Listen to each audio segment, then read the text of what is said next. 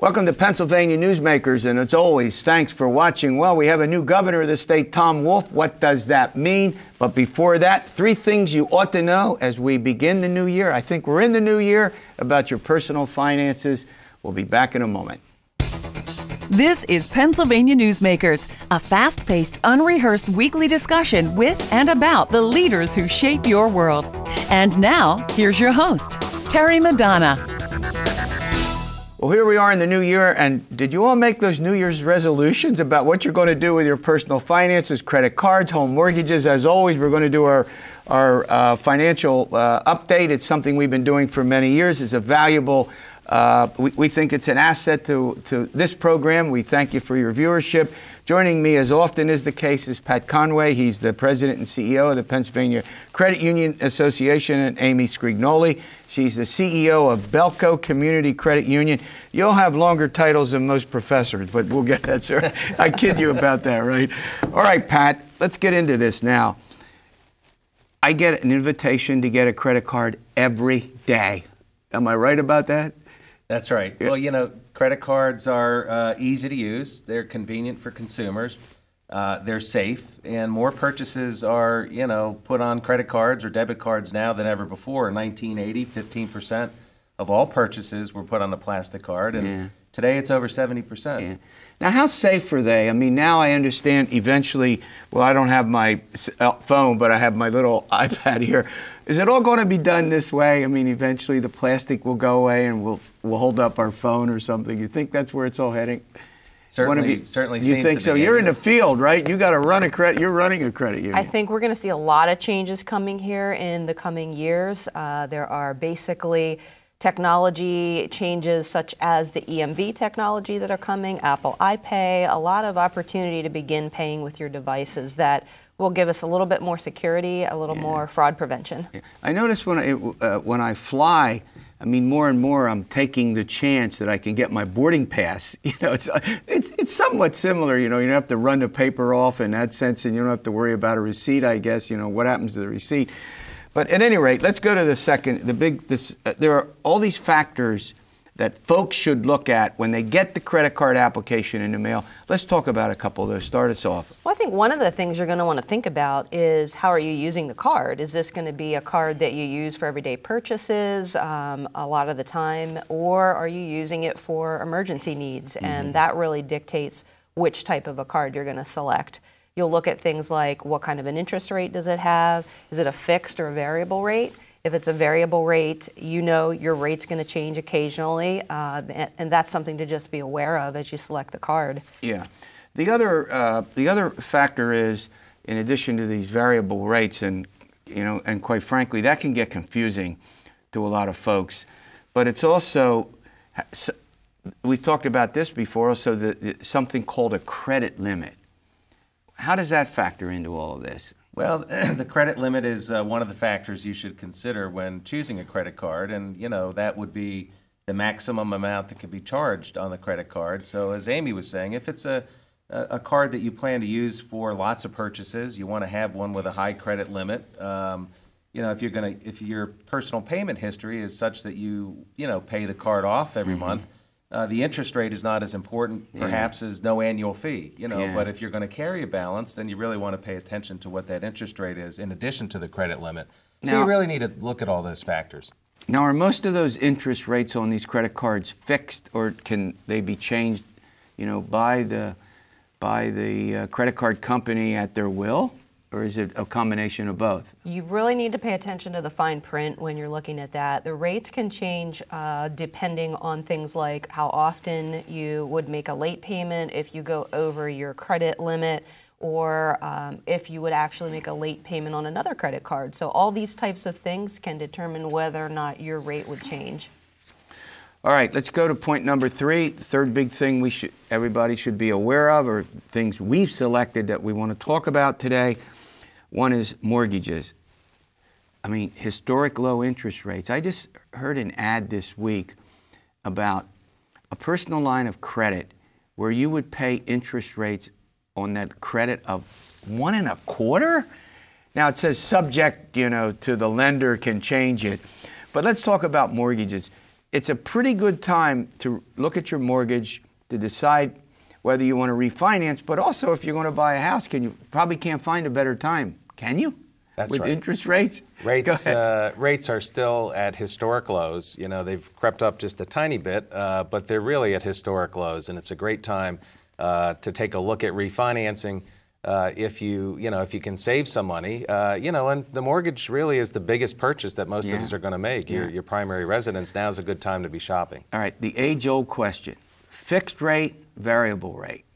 Well, I think that depends. There's not really a cut and dried answer to that. If you're going to be in your home for an extended period of time, this is the home you intend to make, a long-term choice for you, then a variable rate may not be a bad idea because you can take advantage of really low interest rates with a variable product.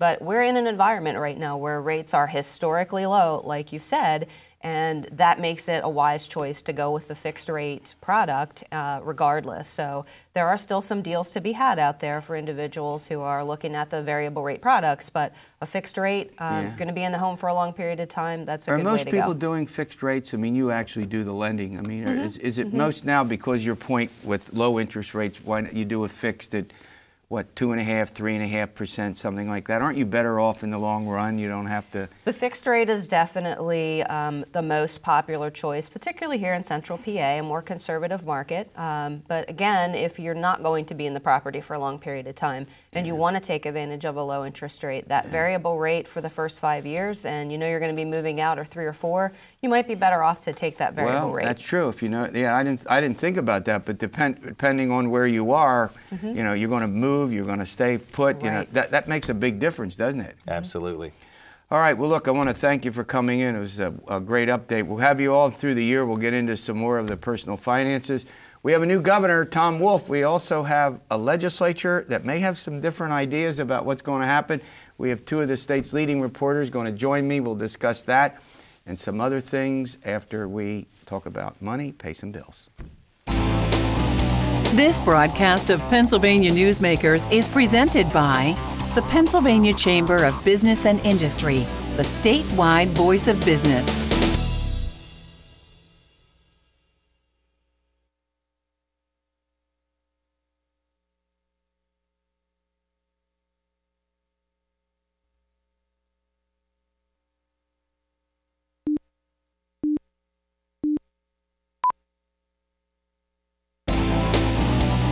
This broadcast of Pennsylvania Newsmakers is brought to you by the Pennsylvania Highway Information Association, the go-to source to learn about transportation projects and issues. Please visit pahighwayinfo.org. And by the Pennsylvania Manufacturers Association. Business in Pennsylvania is our business. Welcome back. Well, we have a new gubernatorial administration. Tom Wolf took office this year as the 47th governor. He has a very ambitious agenda. The legislature is controlled by Republicans. We're going to talk with 2 of the state's reporters about that. Steve Esack with the Allentown Morning Call and Mary Wilson, PA Public Radio. You can follow them on Twitter and Facebook and all the other assorted social media in which we all contribute. Mary, before we get to Governor Wolf and the agenda, let's talk a little bit about something that made the news that has municipalities, the mayors, on edge throughout the state. Yeah. And that has to do with public charities. You had a big story about it this week. What's that about? It's not just mayors, it's county commissioners, it's emergency workers, it's public sector labor unions that are worried about a proposed constitutional amendment that's on its second round through the legislature this session. It passed last session. As you know, constitutional amendments, you got to pass them twice in 2 consecutive legislative sessions, and then it goes to a voter referendum. So this would be its second time through, and it looks like it's going to go through sometime this spring. It's poised for action in the state Senate. What's it do? And what it does is it would give power to the legislature to regulate purely public charities, which don't have to pay property taxes. If Hospitals? Hospitals, universities, things like day camps. There was a big case on a day camp. Wow. So churches.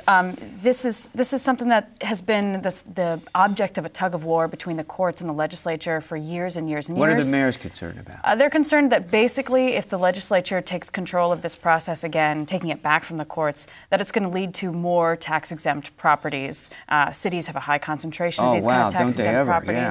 But the problem with this story is that both sides, people who support this constitutional amendment, people who are opposed to it, are both making assumptions based on something that hasn't really played out. But you think that it's likely to pass? Is that what it doesn't looks like? It doesn't look like this is slowing down because organized labor and municipal groups are sounding the alarm, as they say. Yeah. It looks like this is going to go through sometime this spring. If it goes through, KG Marisi for the Post-Gazette reported that if it goes through in February, if it passes completely, it can go on the May ballot. Yeah, on the May ballot, but it likely the fall. But so the voters will get a chance, and there's some concern. All right, let's. Thanks for that update. I think that could affect property taxes. And it's something that we'll continue to watch. You'll come back as it moves, and we'll talk about it. All right, Steve. Look, we have a new governor. As he said in his inaugural address, I'm going to be a different kind of governor, a different style. What's your sense? Big takeaways from the transition? I think my biggest takeaway is his optimism and his willingness to reach across not only just the party aisle to Republicans, but reach across to the judiciary too. In his inauguration speech, he called out House Speaker Mike Turzai and the new Chief Justice, mentioned them in his speeches. And so it's a willingness on his part, I think, to say, as he did, that he's not in on this alone. The biggest knock, I think, on against Tom Corbett, even amongst Republicans, was he didn't want to reach out to them. He didn't want to seek their input. He didn't want to seek their compromise. And you saw what happened to him. He lost after only 4 years. So whether that actually transpires, whether but the atmospherics are much better. Yes. Right now, Mary, you've been covering. Is that your sense that they've been talking a little bit? They had dinner together. I'm talking about the legislative leaders and the new governor. He sent them handwritten notes. I mean, you've been covering this. The atmosphere seems now. In the next segment, we'll get into some of the issue differences. But do you agree with Steve? The atmosphere is much better. Absolutely, and everybody who's been contacted by the then governor-elect, now governor, has mentioned it. Yeah. It's like the first or second thing they say in conversation. Oh, well, I've talked to Governor-elect Wolf. I've talked to Governor Wolf. Yeah. So you didn't hear him say that about Governor Corbett, right? No, you didn't. And right. and when I started covering Harrisburg, I heard from a lot of Republican lawmakers that, hey, when they first came, the first call they got was from Ed Rendell. Yeah. No one ever said that about Tom Corbett. All right, we got to run to a break. When we come back, we're going to talk about the big issues that the legislature, well, first of all, the governor will put on the table on March 3rd, and the legislature will react. There's some big differences already that we can talk about. We'll do that after the break. This broadcast of Pennsylvania Newsmakers is brought to you by Pennsylvania Credit Union Association. Pennsylvania Credit Unions, where people are worth more than money. To find a credit union that is right for you, check out ibelong.org. And by the Energy Association of Pennsylvania, Pennsylvania's energy information source.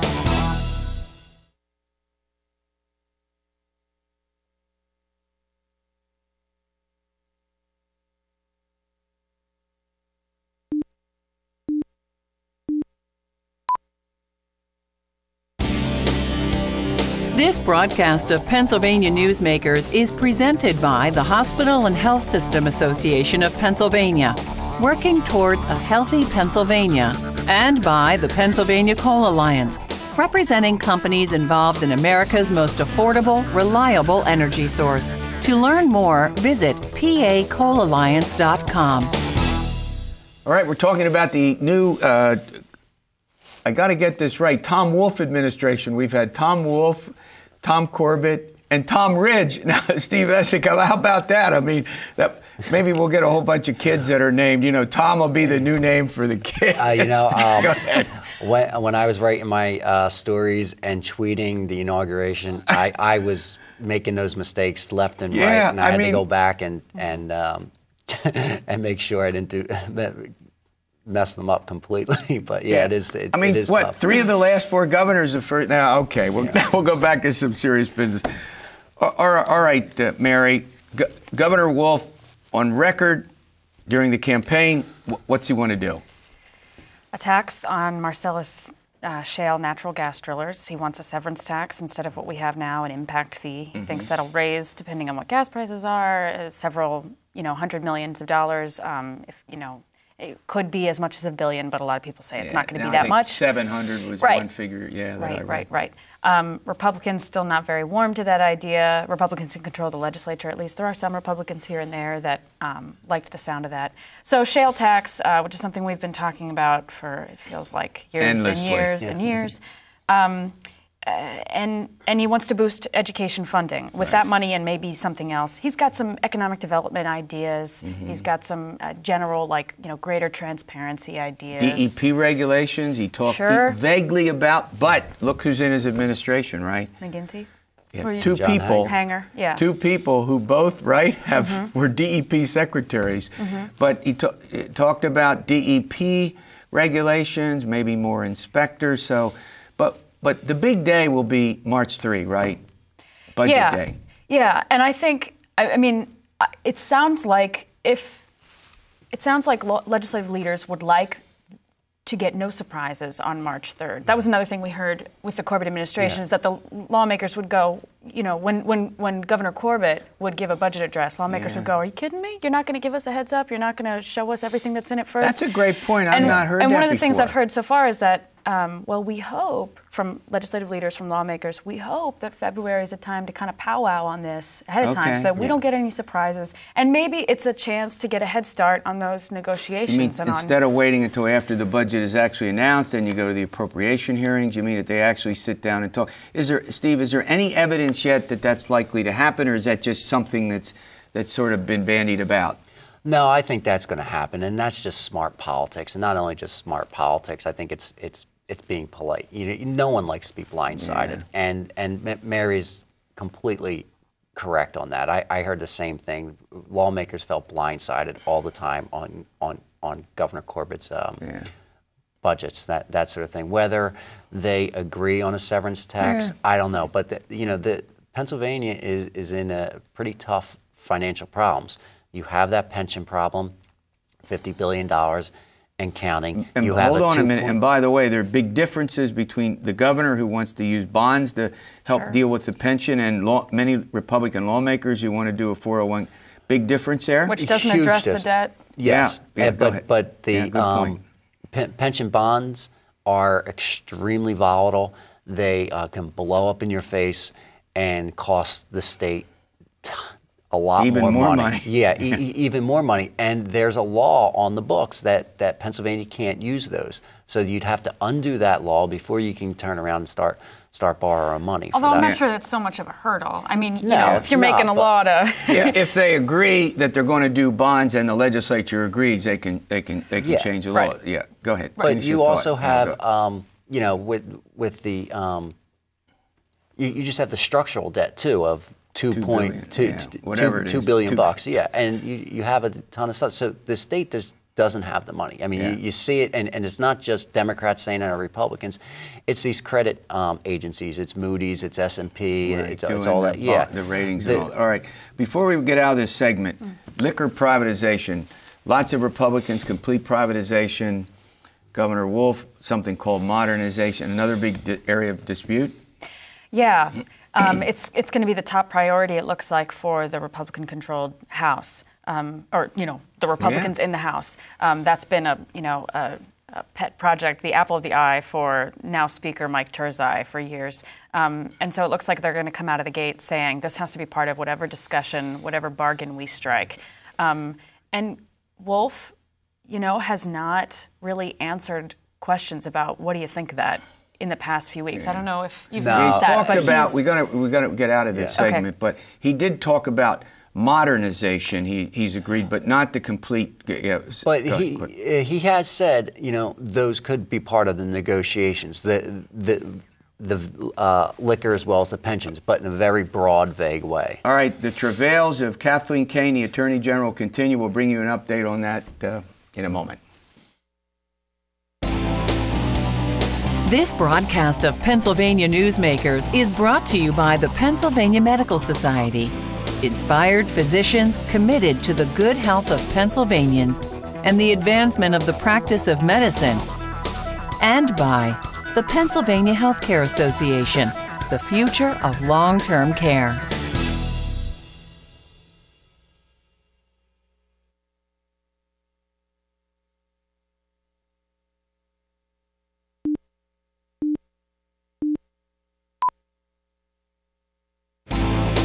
This broadcast of Pennsylvania Newsmakers is brought to you by the Pennsylvania Business Council and by the Pennsylvania Business Council Education Foundation.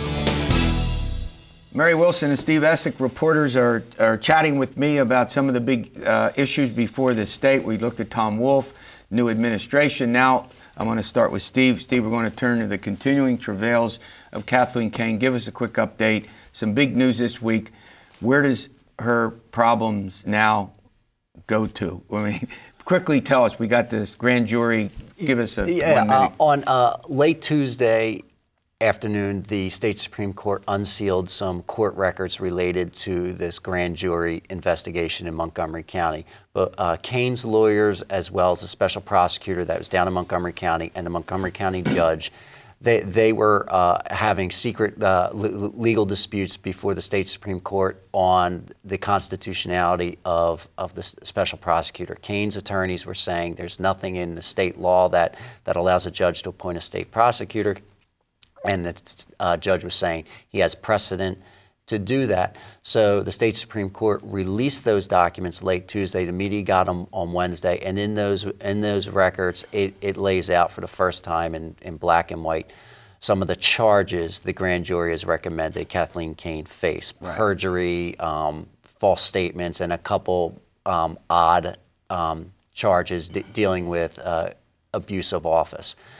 Those records, however, did not have the full presentment, which is like a probable cause affidavit that lays out. And that's now all going to the Supreme Court of the state, right? Well, the state Supreme Court, yes, the state Supreme Court on Wednesday agreed to hear oral arguments in March in Philadelphia on whether the special prosecutor is legal. Now, but we've had special prosecutors in the past, right? We have, and District Attorney John Morganelli of Northampton County has written an op-ed that my paper ran and some other papers ran that the Pennsylvania used to have a special prosecutor law in which a special prosecutor would be appointed to investigate the Attorney General. Away. Yeah, we're almost out of time. It's sunsetted. So now the state Supreme Court is going to settle that. Where do you think this goes, Mary? Are we going to get a state law? I mean, the legislature doesn't look like they want to touch this at all. The only thing the Republicans in control of the legislature have talked about is trying to get Kane out of office. They haven't talked about a law to change procedure on this. But they're not going to do impeachment. We're just about at it. It doesn't look like that. I mean, that comes from a state lawmaker, Dal Metcalf. That doesn't look like Republicans don't want to touch that. Well, we can see we don't know whatever's in the presentment. All right, we're out of time. They're telling me we got to go. All right, we'll see you next week for another edition of Pennsylvania Newsmakers, and stay well.